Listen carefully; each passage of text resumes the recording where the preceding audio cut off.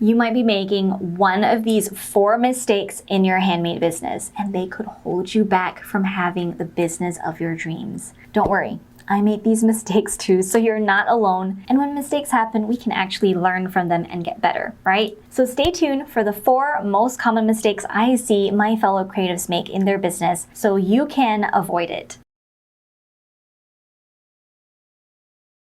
Hi, my name is May Pak, and I help artists, makers, and designers make a full-time living selling their handmade products online.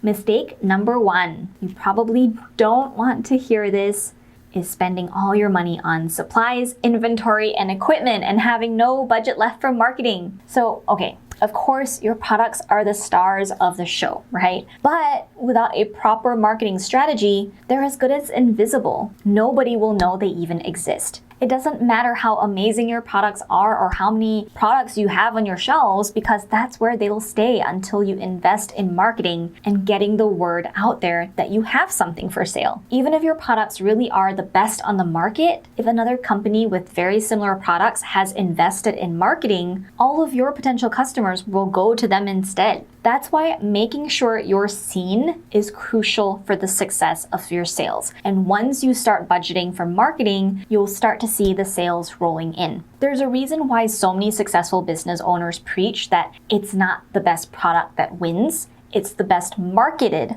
product that wins. And did you know that you could even make sales without having any products made? Yes, I do talk more about how to do this in my A Sale a Day Business System program. So if you're interested in learning more about it, there is a link in the description to go watch a free workshop. So go check that out after you watch this video. Mistake number 2 is thinking of the product first instead of thinking of the audience first.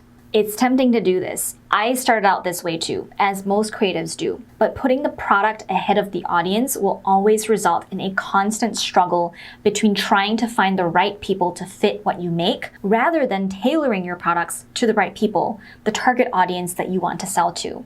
It's like the cliched saying goes, you don't tailor the person to fit the dress, you tailor the dress to fit the person. First, identify who your target audience is, what their pain points and needs are, and then create a product for them based on that. This will make it so much easier to sell your products. Mistake number 3 is thinking that if you make a wide variety of products so that there's something for everyone, you'll make more sales overall. I've noticed that people pleasers like me tend to fall into that trap. We want to help everybody, so we have what I call garage sale shops.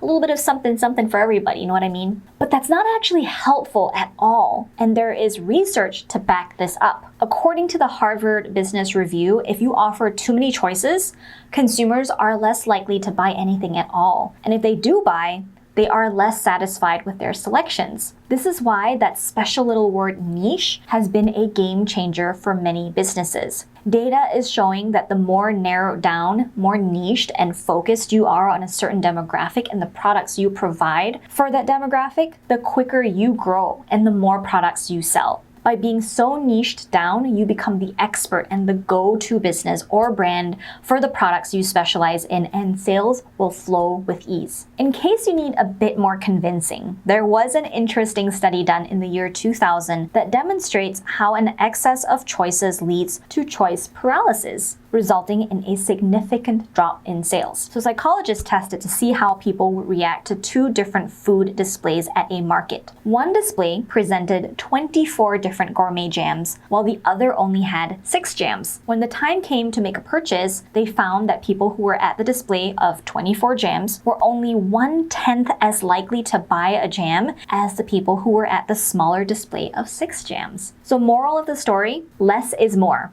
Mistake number 4 is not having the right expectations. This trap is so easy to fall into, especially since social media has conditioned us to believe that success is within our reach in a matter of days or weeks. But the truth is, success takes time to achieve. We live in a culture where we crave and expect instant gratification and easily become discouraged when we don't get it. Before even starting a business, make sure you understand that building one doesn't happen in a few days or weeks or even months. For most people, it takes a long time, over the span of years. So please really try to recalibrate your mindset to really understand just how long it can take. Once you do that, ask yourself if you're really up for being in it for the long haul. Regardless of the answer, doing this will keep your expectations in check and makes you less likely to give up on your business before you've even had a chance to succeed at it. Now, I know a lot of people get discouraged knowing that it takes so long, but what I found really helps is celebrating all your wins, no matter how small, and not just when you make sales.